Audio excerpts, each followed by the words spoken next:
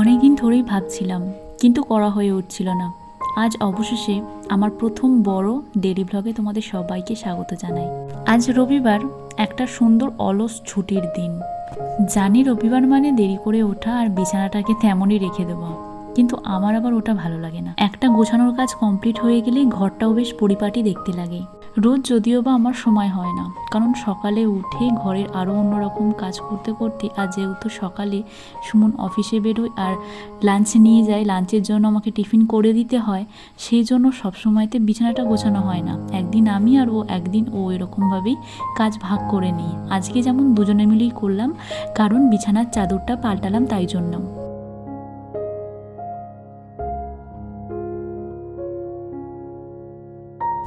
Hello everyone, welcome back to my channel. আশা করি তোমরা সবাই খুব ভালো আছো। আমিও বেশ ভালো আছি। আজকে সকালে ফ্রেশ ব্লগ দিয়ে শুরু করলাম আজকের দিনটা। এখানে জানালাগুলো খুললেই বাইরে থেকে এত সুন্দর রোদ আসে, বিছানার উপরে সেরকম পরে সকালের এই মিষ্টি রোদ খুব ভালো লাগে। তাই উঠেই প্রথমে জানালাগুলো খুলে দিলাম। চলো সমস্ত দিনের কাজ আমার শুরু করবো। উঠলাম, বিছানাটা গুছিয়ে নিলাম, তবে দেখতে যাবো আমাদের। সকালে উঠেই ওর কাজ হলো এই ফিল্টার থেকে জলটা পোড়া। মাঝে মাঝে ব্যতিক্রম হয়, যখন কারেন্ট থাকে না, ও চলে গেলে ডিউটি, তখন আমি পুড়ে নিই। এরপর ঘরের যে সমস্ত নিত্যদিনের কাজকর্ম থাকে ওইগুলোই করছি। আজ রবিবার, যেমন খাওয়া দাওয়ারও তোড়জোড় থাকে, তেমন আবার টুকিটাকি সপ্তাহের জামা কাপড়ও কিছু কিছু থাকে। এই যেমন আজকে চাদরটা তুলে দিলাম, সেগুলো একটু কাচতে হবে। এক সপ্তাহ পরপরই চাদর পাল্টে আবার একটা নতুন চাদর পাটি। 2-3 দিন পর পর আর হয়ে ওঠে না। খুব একটা সেরকম নোংরাও হয় না তো, তাই আর দরকার পড়ে না ওই এক সপ্তাহ পরপরই চাদরটা কাটছি। তা এবারে সেরকম খুব একটা নোংরা হয়নি, তাও প্রত্যেক মাসে পিরিয়ড শেষ হওয়ার পর আমি চাদরটা তুলে নতুন কাঁচা চাদর পেতে দিই। এছাড়াও এই সময়তে যে সমস্ত জামা কাপড়গুলো পরি নিয়মিত, তো সেগুলো কাচি। আবার পিরিয়ড শেষ হয়ে যাওয়ার পরেও আমি কিন্তু সমস্ত জামা কাপড় সার্ফ দিয়ে ভালো করে কেচে নিই। তা আজকে আবার রবিবার, তো খাওয়া দাওয়ার সঙ্গে সঙ্গে এই সমস্ত কিছুও করতে হবে। জামা কাপড় অনেক আছে, সঙ্গে বিছানার চাদরটাও আছে। সপ্তাহের মাঝে যদিও কাচাকুচি চলতেই থাকে, জামা কাপড় ফেলে রাখি না, তবুও যেন সপ্তাহের শেষে রবিবারে টুকিটাকি সেই কোথা থেকে আবার জড়ো হয়েই যায়। যাই হোক, কি আর করার, আমরাই পড়েছি, সেগুলো কাচাকুচি করতে হবে। আবার সুমনের অফিসেরও কিছু জামা কাপড় আছে। সকালে ব্রেকফাস্টটা তাই অল্পের মধ্যেই রেখেছিলাম, সেরকম কিছু আর বানাতে পারিনি। আগের দিন রাতে একটু মুড়ি আর মিছরি জলে ভিজিয়ে রেখে দিয়েছিলাম, এই সকালে উঠে খালি পেটে তা খাবো বলে। শীতকালে পেট গরম হলে কিন্তু এই জল অনেক উপকার দেয়। আমি জানি আজ আমি এমন একটা বিষয় নিয়ে কথা বলবো, যেটা নিয়ে আমাদের সমাজে এখনও ফিসফিস করে কথা বলা হয়। গ্রামের গণ্ডি হোক কিংবা শহরের ফ্ল্যাট, এই বিষয়টা যেন এখনো পর্যন্ত কুসংস্কারের মধ্যেই রয়ে গেল। আজও অনেকেই মনে করে যে পিরিয়ডসের সময় মহিলারা অশুদ্ধ হয়ে যায়। এই সময় কি কি করা যাবে, কি কি করা যাবে না, তা তো মা ঠাকুমারা প্রথম থেকে, মানে ওই ছোটোবেলা থেকেই একটা মেয়েকে বলে আসি। আমাদেরও বা কী দোষ, আমরাও সেই পথেই চলি। আসলে এসব কুসংস্কারের কোনো বৈজ্ঞানিক ভিত্তি নেই। হ্যাঁ, তবে এটা বলা যেতে পারে পিরিয়ডসের সময় অনেক মেয়েকেই শারীরিক প্রতিকূলতার মধ্যে দিয়ে যেতে হয়। যেমন সে যদি সেই সময়তে কোনো রকম কাজ করতে সক্ষম না হয়, তখন তার জোর করে সেই সমস্ত শারীরিক কাজগুলো করতে না যাওয়াই উচিত। তা বলে কোনো রকম ভাবে তাকে বাধা দেওয়া উচিত নয় যে তুমি রান্নাঘরে ঢুকো না, বা আরও যে সমস্ত কুসংস্কারগুলো রয়েছে তার কোনো কিন্তু যুক্তি নেই। অনেকেই আবার দেখবে এই পিরিয়ডসটাকে বলা হয় যে শরীর খারাপ হয়েছে। আমাদের মা ঠাকুমাদেরই বলতে শুনবে যে ওর তো শরীর খারাপ হয়েছে। আরে বাবা, এটা কোনো রোগ নয়, কোনো অভিশাপও নয়, বা কোনো অসুচিতাও নয়। এটা একটা অত্যন্ত স্বাভাবিক বায়োলজিক্যাল প্রক্রিয়া। একজন মহিলার শরীর যখন নতুন জীবনের জন্য নিজেকে প্রস্তুত করে, তখন তার শরীর থেকে কিছুটা রক্ত, কিছুটা টিস্যু বাইরে আসে। এটাই জীবনের চক্র। বরং এই পিরিয়ডস না হলে একটা মেয়ে মাতৃসুখ উপভোগ করতে পারবে না, এবং একটা ছেলেও পিতৃসুখ কোনোদিনই উপভোগ করতে পারবে না।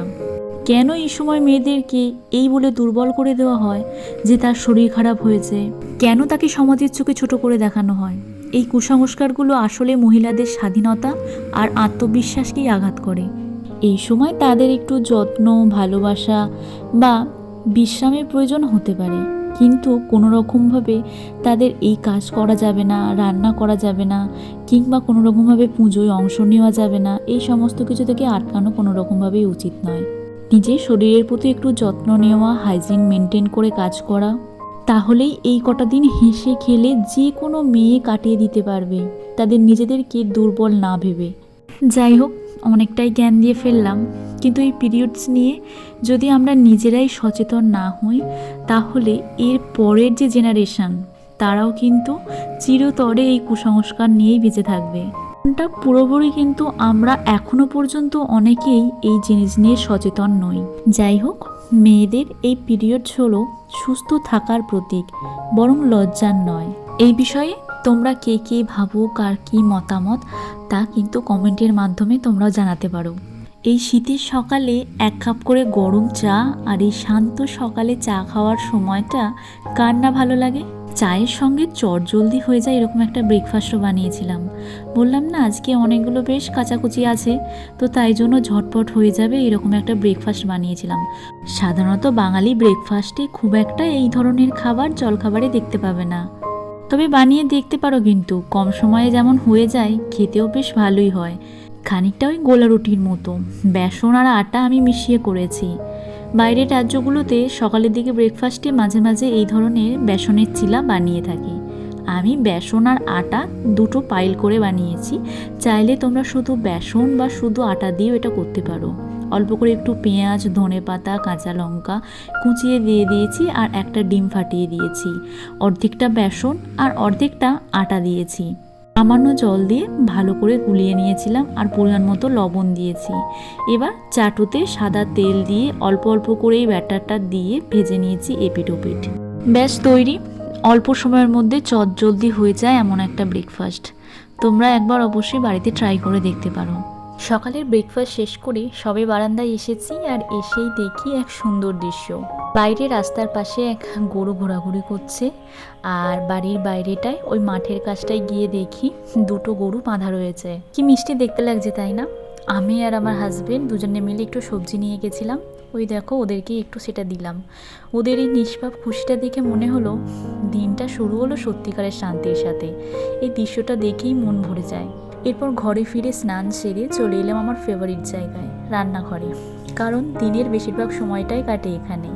আর আজকে দুপুরের মেনুটা একদম জমজমাট। কী বানালাম আজকে?